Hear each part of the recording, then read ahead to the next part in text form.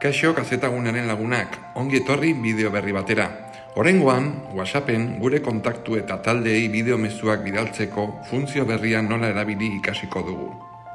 Duela denbora bat, WhatsAppek bere aplikazioan sartu zuen txatetan bideo mezuak bidaltzeko aukera, hainbeste erabiltzen ditugun audioak bidali beharrean. Baina denborarekin erabiltzaile asko konturatu dira dagoeneko ez zaiela aukera hori agertzen. Ez dute tresna berria aukendu. Funtzioa soilik eskutatu dute eta erabiltzaile bakoitzak aktibatu egin behar du erabiltzain jarraitu nahi baldin badu. Lehenik eta behin egiaztatu behar dugu aplikazioaren azken bertsioa eguneraturik dugun gure gailuan. Horretarako, Play Storera jo behar dugu, Androiden mugikor bat badugu, edo App Storera gure terminala iPhone bat bada. Gogoan izan oso garrantzitsua dela gure smartphone guztietan instalatuta ditugun aplikazio guztiak eguneratuta izatea, batez ere izan dizaketen segurtasun zuletatik babesteko.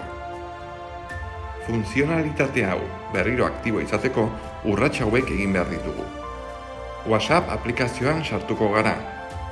Goian, eskuinean, egin klik 3 puntutan. Sakatu WhatsAppeko doikuntzak aukera. Chat atalera jo eta klik egin. Orain, berehalako bideo mezuak dioen puntura joan behar dugu eta eskuineko botoia aktibatu. Horrela, gure txatetarako funtzionalitate berri hau erabilgarri izango dugu berriro. Gure terminala iPhonea bada, pauso hauek eman behar ditugu. WhatsApp aplikazioan sartuko gara, beko eskuineko aldean sakatu konfigurazioa, pantailan agertzen den menuan Chats atalean klik egingo dugu, eta hemen berehalako bideo mezuak aukerako botoia aktibatu behar dugu.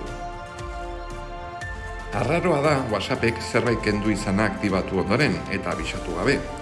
Kontua da denoi pasa zaigula audioklip bat nahi gabe grabatzen dugula, adibidez sakelako telefonoa poltsikoan dugula, eta kontua nahiko delikatuagoa izan daiteke bideo bat bidaltzen badugu.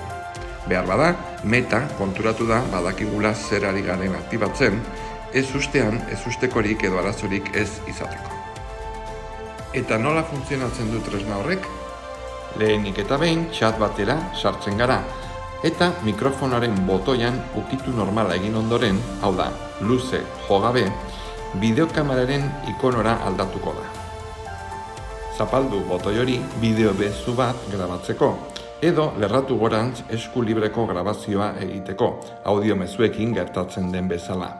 Orduan, mugikorraren kamera irekiko zaigu, eta 3 segundu itxaron beharko dugu gure bideo mezuak grabatu eta gero beste edozein mezu bezala bidali ahal izateko.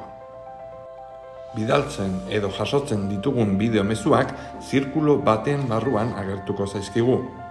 Honelako mezuak gure txatetara iristen direnean, automatikoki errepikatuko dira isilik, eta entzuteko haien gainean sakatu besterik ez da egin behar.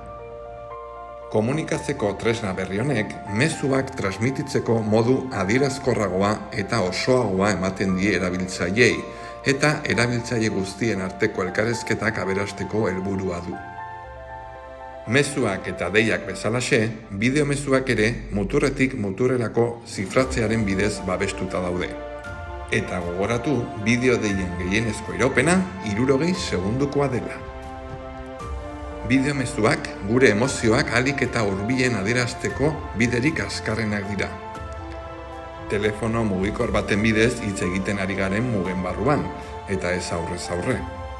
Bideoa lagungarri izango delakoan gaude. Jarrai iezaguzu eta erne egon gure berrikuntzez, beti azken nobedadean egoteko. Hurrengora arte!